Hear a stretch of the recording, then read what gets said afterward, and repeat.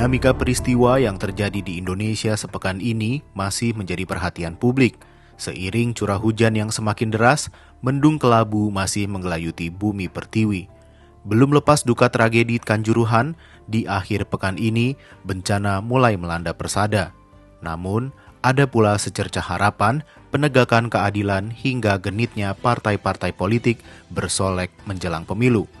Mari segarkan lagi memori kita, ada peristiwa apa saja yang terjadi di Indonesia dalam sepekan.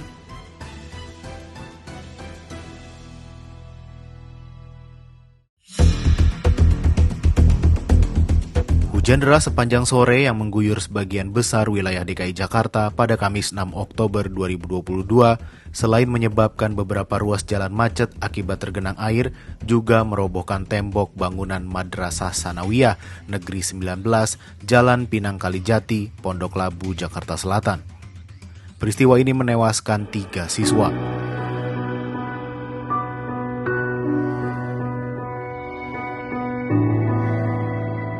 Pada Kamis malam, Gubernur dan Wakil Gubernur DKI Jakarta Anies Baswedan dan Ahmad Riza Patria secara terpisah melayat para korban meninggal dan memberikan santunan. Sementara itu, Jumat 7 Oktober 2022 pagi, Menteri Agama Yakut Khalil Qomas dan Menko PMK Muhadjir Effendi meninjau lokasi kejadian. Menak menyebut renovasi akan segera dilakukan demi keamanan saat berada di lingkungan madrasah. Tapi memang ada faktor-faktor teknis ya, seperti misalnya posisi madrasah ini yang berada di cekungan, sehingga ketika air besar menjadi tempat tujuan air karena di bawah gitu. Dan kita lihat sendiri ini ada 2 tembok yang bahkan tidak kuat menahan arus air. Ini kita akan perbaiki yang lebih safety ya buat anak-anak. Dan mudah-mudahan dalam waktu cepat kita bisa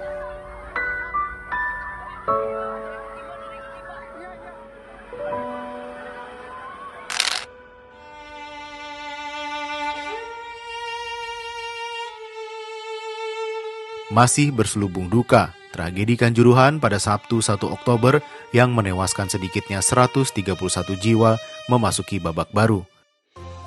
Kamis 6 Oktober 2022 malam, Kapolri Jenderal Listio Sigit Prabowo mengumumkan 6 tersangka yang dinilai punya andil terhadap tewasnya ratusan korban pasca laga Arema kontra Persebaya tersebut.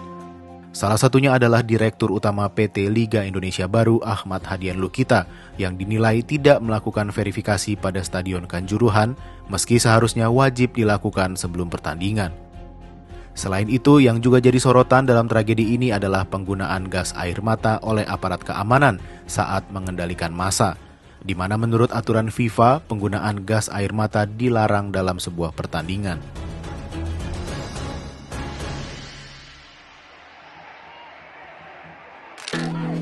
Masih berkait tragedi kemanusiaan, kita geser ke kasus yang sudah bergulir lebih kurang 3 bulan dan terus disorot publik dari segala kalangan.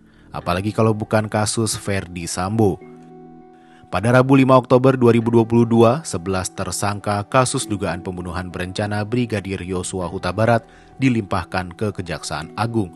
Semua tersangka ditahan di 3 lokasi berbeda untuk menanti proses persidangan. Selanjutnya, Kejagung menargetkan pekan depan akan melimpahkan surat dakwaan dan berkas para tersangka ke Pengadilan Negeri Jakarta Selatan. Di depan lensa kamera media, Ferdy Sambo untuk kesekian kalinya meminta maaf dan menyesali perbuatannya di hadapan publik. Namun, ada yang berbeda dari permintaan maaf Sambo kali ini. Ia membela istrinya, Putri Chandrawati. Siap untuk menjalani semua proses hukum. Istri saya tangan Bapak lepas, Pak. Bapak saya pegang. tidak melakukan apa-apa, justru menjadi korban. Saya menyampaikan permohonan maaf kepada pihak-pihak yang sudah terdampak atas perbuatan saya, termasuk Bapak dan Ibu dari Joshua. Terima kasih. Kasus Sambo ini terus menggelinding seiring kian riuhnya agenda politik menjelang pemilihan presiden 2024. Sepekan ini, beberapa parpol terkesan mencuri start dengan mengumumkan calon presiden maupun calon wakil presiden yang akan mereka usung. Senin 3 Oktober 2022, Partai Nasdem mengumumkan mengusung Gubernur DKI Jakarta Anies Rashid Baswedan sebagai calon presiden 2024. Manuver pertama yang dilakukan Anies Baswedan adalah bertandang ke kantor DPP Partai Demokrat dan bertemu Ketua Umum Agus Harimurti Yudhoyono pada Jumat 7 Oktober 2022. Gebrakan selanjutnya, kita tunggu saja. Namun ada yang unik setelah penetapan Anies Baswedan sebagai calon presiden yang diusung oleh Nasdem. Sejumlah kader Nasdem justru memilih mengundurkan diri dari keanggotaan partai. Sinyal apakah ini?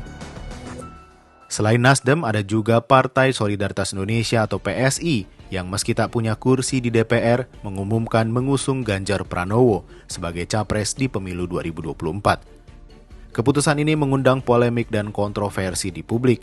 Bagaimana tidak? Selain Ganjar bukan kader PSI, DPP PSI sendiri mengaku belum menyampaikan secara langsung kepada Ganjar Pranowo soal keputusan partai menjadikan Gubernur Jawa Tengah itu sebagai capres. Adapun keputusan ini hanya berdasarkan hasil jajak pendapat bertajuk Rembuk Rakyat yang dilakukan PSI. Apa ini juga termasuk guyonan politik?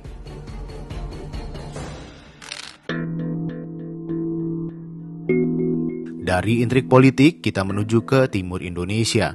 Kasus korupsi yang menimpa Gubernur Papua Lukas NMB seperti jalan di tempat.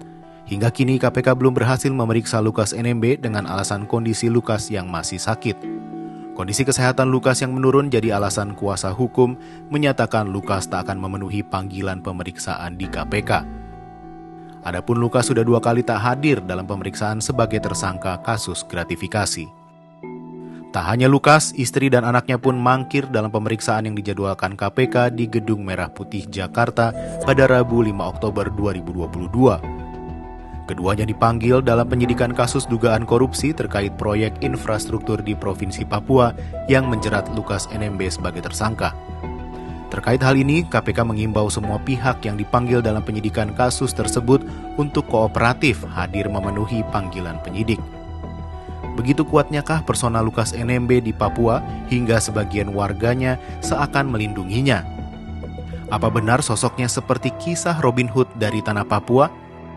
Apapun itu, tentu tak ada yang boleh diistimewakan di mata hukum ya.